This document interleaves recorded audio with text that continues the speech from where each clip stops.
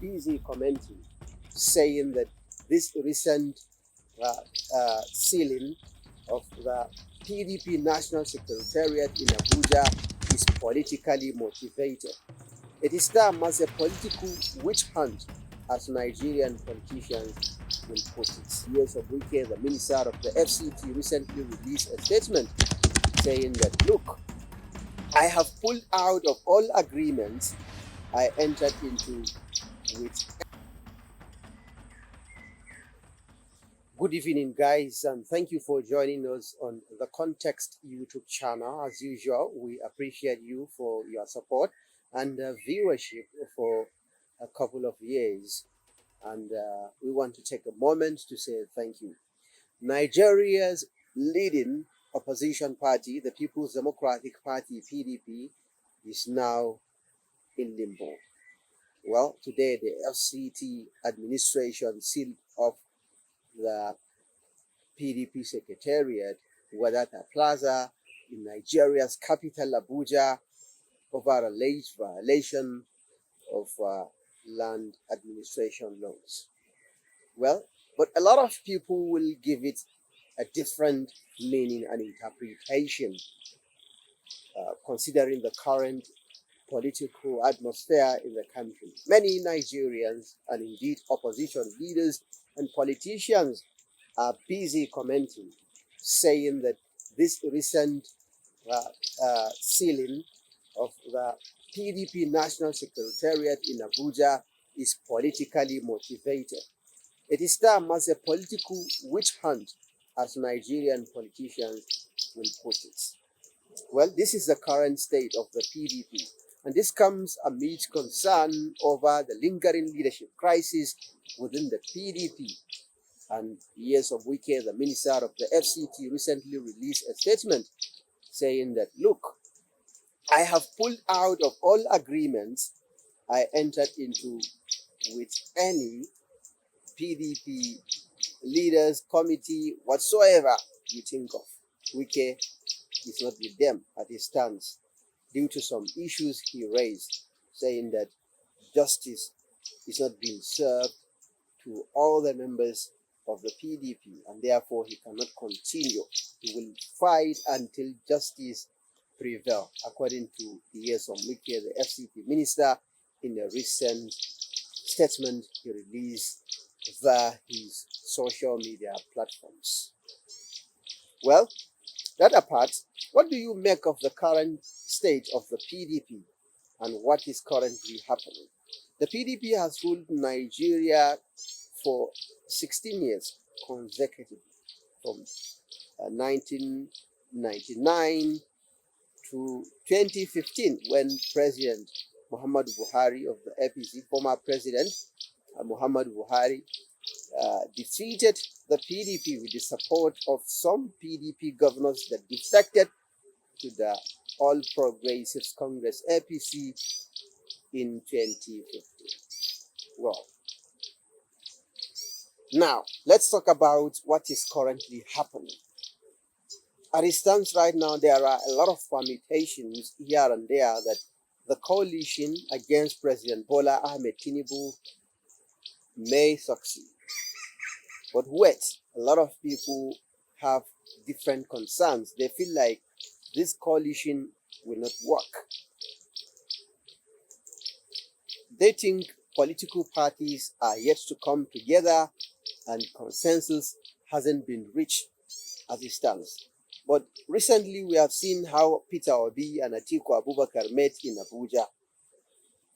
This shows that Atiku has more interest in what is happening within the PDP. He is now more concerned with issues around the latest coalition that he is trying to convene, so that they may challenge President Bola Ahmed Tinubu in the upcoming 2027 presidential election. Well, Atiku and Peter Obi need to work together for them to be able to achieve their dream of becoming the successors of President Bola Ahmed Tinubu and the Vice President Kashim Shettima in the 2027 election. But many critics say this is very unlikely, with some conflicting reports and stories coming out from either the side of Peter Obi or some people from the Labour Party or other camps, including some people that usually say that Obi is not going to become the vice presidential candidate of Atiku Abubakar in the upcoming election. And recently, news story surfaced that Peter Obi reportedly said that he is going to contest the 2027 presidential election. It means that he is not going to be anybody's deputy or running mate.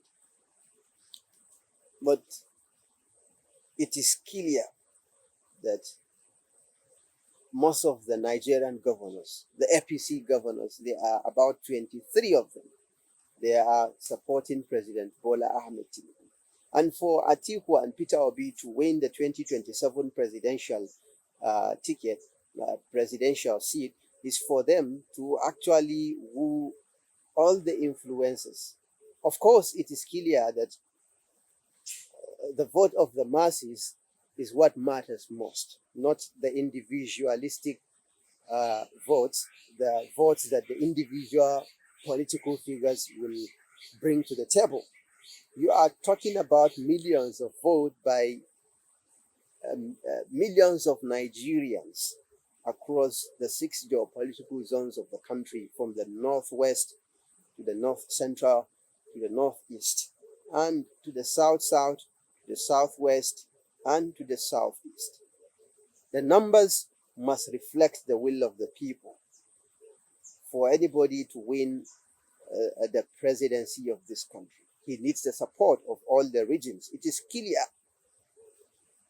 And remember, even though you need the support of all the regions, you can't rule out the issue of a particular region that is more influential, or states that has more influence than the other, that has numbers that represent large number of people. For example, the North has this advantage.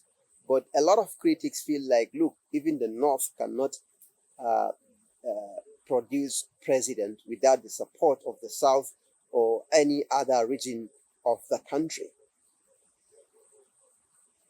So what tells you that you actually need the support of every region, every state of this country to become Nigeria's president. That's why the issue of the 25% votes, total vote cast, you understand, across all the states is needed for you to clinch the presidential position.